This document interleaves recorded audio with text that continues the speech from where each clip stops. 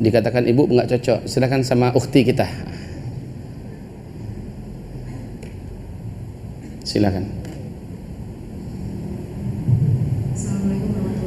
Assalamualaikum warahmatullahi wabarakatuh. Waalaikumsalam. Ustaz, saya tertarik sekali dengan penjelasan Ustaz ini. Tapi dari tadi kan kita mendengarkan bahwa tanda-tanda akhir zaman itu lebih didominasi di negeri Arab. Adakah cerita di mana tanda-tanda akhir zaman ini ada di Indonesia? Bagus pertanyaannya, bagus. Bagaimana kalau misalkan kita yang tidak punya rezeki lebih gitu, nggak bisa gitu ke Mekah atau Madinah karena itu kan dua wilayah yang akan tidak bisa ditembus Dajjal gitu. Bagaimana nasib kita di sini yang mungkin nanti masih ada di zaman itu? Ada satu lagi yang saya belum lupa, yang belum sempat menyampaikan tadi. Bagus ditanyakan. Syukran ya ukhti ya. Pertanyaannya membuka satu lagi rahasia ilmu. Ada satu hal yang terpenting sekali yang nggak sempat saya sampaikan tadi. Dan ini selalu saya sampaikan di mana-mana. Kelupaan. Bagus, yang pertanyaan ini mengingatkan saya. Meteor ini jatuh. Saat Al-Mahdi nanti muncul setelah dukhan terjadi, kamu akan kembali seperti zaman sekarang, kata Rasulullah. Thumma udtum min haitsu bada'tum wa udtum min haitsu bada'tum wa udtum min haitsu bada'tum. Kamu akan perang dengan Al-Mahdi nanti bersama Al-Mahdi menggunakan pedang, menggunakan tombak, menggunakan panah dan menunggang kuda. Kamu akan berjalan berlari di atas kedua kaki kamu.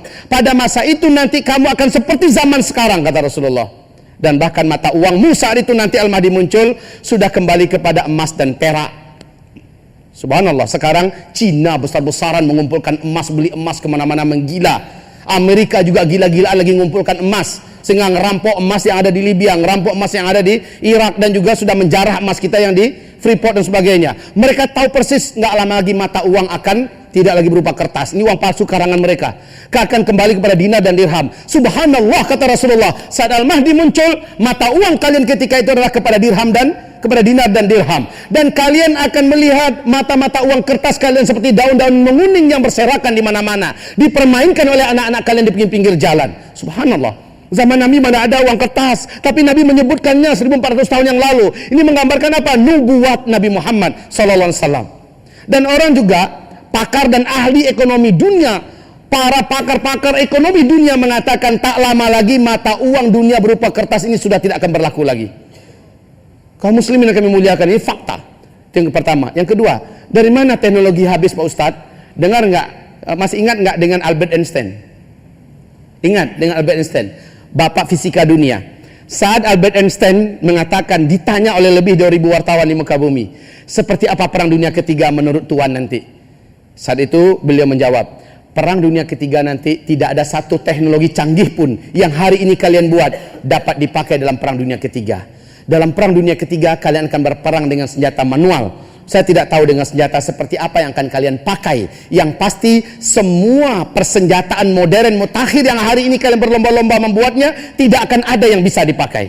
Ini pernyataan Albert Einstein. Steve Jobs sebelum meninggalnya, ini termasuk orang terkaya di dunia, dia adalah pemilik Apple. Beliau mengatakan, selepas saya nanti sudah tidak ada, tak lama kemudian kalian semua akan kembali ke zaman batu. Ini pernyataan Steve Jobs. Kenapa orang-orang sekelas ini, sekaliber ini berani mengatakan demikian? Ternyata Rasulullah 1400 tahun yang lalu sudah menggambarkannya. Inilah dia penjelasan para astronom dunia. Mereka menjelaskan begini. Saat meteor itu melesat dari ruang angkasa, meteor-meteor ini ada yang mengandung siderit, tulisannya siderit, ya, yaitu mengandung zat besi dalam meteor.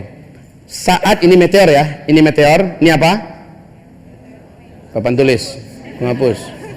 Saya umpamakan ini meteor melesat dengan kecepatan 120.000 km per jam di ruang angkasa. Dan ketika menghantam daratan bumi kita, terdengarlah bunyi ledakan jedem. Kemudian terus merangsek menembus lapisan pertahanan atmosfer bumi kita. Dia pun bergetar hebat dan terbakar bagian luarnya, mengeluarkan asap yang teramat sangat berbahaya dan panas. Bagian yang terbakar di samping kiri kanan muka belakang itu akan lepas satu persatu dan menghunjam bumi menjadi meteor-meteor kecil. Inilah disebut dengan hujan meteor. Yang besarnya yang mengandung siderid, ketika dia pergesekannya ekstrim dengan atmosfer, menyebabkan timbulnya medan magnet yang sangat kuat. Dampaknya adalah seluruh besi dan logam yang ada di muka bumi terinduksi. Maka antara satu besi dengan besi yang lain akan terinduksi oleh medan magnet ini dan lengket antara satu dengan yang lain. Mobil kita masih oke, masih utuh, tapi udah nggak bisa di starter. Kapal selam, pesawat tempur, pesawat semuanya, pabrik-pabrik, industri-industri raksasa, tidak ada yang bisa dipakai lagi, nggak berfungsi. Satu. Yang kedua, siderid ini ketika dia menghantam ini tadi, dia akan menimbulkan gelombang elektromagnetika yang teramat sangat tinggi. Dampaknya adalah seluruh listrik di muka bumi akan padam, kemudian seluruh sinyal akan hilang sama sekali. Selama-lamanya kita kembali ke zaman seperti Nabi dulu. Jadi saat ditanya tadi, bagaimana cara kita yang ada di sini? Kayaknya ini hanya terjadi di Arab semua. Tidak, saudariku. Ketahuilah, 10 tanda besar ini mendunia semuanya. Mendunia. Ya. Ketika dukhan terjadi, seluruh bumi terbungkus. Ketika Dajjal muncul, seluruh kota-kota di dunia akan didatanginya. Jadi bukan hanya di Arab saja ya. Dan bahkan nanti baca di kitab ensiklopedia akhir zaman, saat Nabi Isa turun memang hanya di sana. Tapi Allah Maha Adil. Dalam Sahih Bukhari Muslim, Rasul mengatakan di akhir zaman akan masuk ke dalam surga 2 kelompok umatku tanpa hisab. Subhanallah. Satu kelompok yang berperang di belakang Nabi Isa, berarti khas di Timur Tengah. Satu kelompok nanti yang berperang melawan Hind di timur, berarti kita di sini. Allahu Akbar. Apakah yang dimaksud ini komunis Cina? Apakah yang dimaksud nanti India atau Syiah atau siapa? Yang jelas di Indonesia nanti Allah bukakan front tersendiri untuk kita. Allahu Akbar. Masuk surga tanpa hisab. Satu kelompok di belakang Nabi Isa berperangnya bersama Al-Mahdi, satu kelompok di timur. Kayaknya ini peluangnya kita. Peluangnya kita. Ya. Nah, saudara-saudaraku yang kami muliakan, dengarkan hadis ini. Ini semua tanda-tanda besar ini mendunia ya. Saat Ya'juj Ma'juj muncul, kata Rasulullah, seluruh timur dan barat bumi ini akan dimasuki dan didatangi oleh Ya'juj Ma'juj. Berarti dia akan nyampe dong kemana-mana. Sekali lagi mendunia. Setelah itu baru matahari terbit dari sebelah barat. Lah seluruh dunia juga merasakannya. Sekali lagi, yang kelima, yang keenam ya, keluarnya Dabatul Ardi di 3 tempat di muka bumi. Yang ketiganya munculnya di dalam perut bumi kota Mekah. Ini Allah ceritakan di surah An-Naml tentang tanda besar kiamat yang keenam. Nah, saudara-saudaraku, saudariku, saat teknologi nggak ada, gimana caranya? Gimana caranya? Kita kan nggak bisa terbang ke Mekah ke Madinah. Makanya sekarang mumpung masih ada duit, Pak, umroh sekarang. Siapa tahu setahun 2 tahun lagi semua teknologi udah nggak ada nih, umpama ya, gigit jari dah. Ketika dukhan terjadi, teknologi udah musnah, Bapak mau tarik duitnya di bank, udah telat. Bank masih buka nggak? Mana ada, sinyal udah nggak ada, listrik udah nggak ada. Handphone yang keren-keren gini nih, ini akan menjadi peta umpet apa namanya tuh, untuk mainan di sungai gitu. Iya, mumpung sekarang masih ada teknologi, manfaatkan untuk ibadah. Mumpung masih ada mobil digunakan untuk ngejar pengajian begini, ya, manfaatkan semua teknologi yang ada untuk beribadah. Dan siap-siap juga dengan diri kita. Setiap laki-laki sekarang ini sudah wajib untuk belajar berkuda. Orang barat Eropa sekarang ribuan, puluhan ribu mahir berkuda, berdiri di atas kuda sambil memanah, Pak, kudanya melaju dengan kecepatan tinggi. Saya beberapa kader saya mulai saya kirim. Di pesantren kita sudah mulai ada beberapa ekor kuda. Kami melatih anak-anak santri kami. Dan bagi yang laki-laki, jangan pernah ketinggalan momen dan kesempatan ini. Ya, cukup kira-kira. Ya. Sebentar. Ini kitab Zikir Akhir Zaman.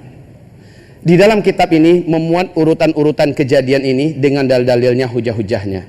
Satu yang kita istimewakan dalam kitab ini, setiap kejadian demi kejadian Rasulullah telah menunjukkan antisipasinya.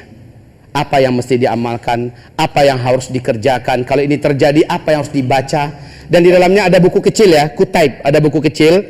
Buku kecil ini bisa kita bawa kemana-mana. Itulah dia kumpulan doa-doa akhir zaman. Ketika huru-hara terjadi, ketika Dajjal keluar, ketika dukhan terjadi, segala macamnya, kumpulan doa-doa itu sangat baik dibaca, lebih rajin supaya kita hafal, supaya dengan mudah nanti hari-hari terjadinya udah enak, Pak, langsung Allah kabulkan dengan izin Allah.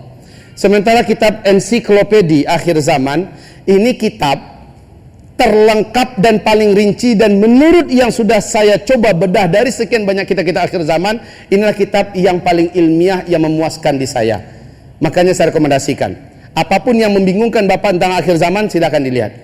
Dalil-dalilnya, hujah-hujahnya, Masya Allah, membuat Bapak Ibu terpenuhi dahaga dan haus ilmunya. Al-Mahdi, inilah dia sang pemimpin akhir zaman kita. Rinciannya ada di sini, seluk-beluknya, sepak terjangnya. Kalau dia muncul, bagaimana kita bisa bergabung dengannya, dan bagaimana ciri khas para pendukungnya, bala tentaranya yang terbaik itu seperti apa. Mungkinkah orang macam kita untuk menjadi salah satu di antaranya? Kalau iya, apa syarat-syaratnya? Diungkapkan dalam kitab ini. Tapi kaum muslimin, ketiga kitab ini sudah dipersiapkan ada di luar sana. Jadi nggak susah nyari-nyari kemana-mana, dan memang susah juga kok. Banyak toko-toko buku yang tidak menyediakan. Silakan berikutnya.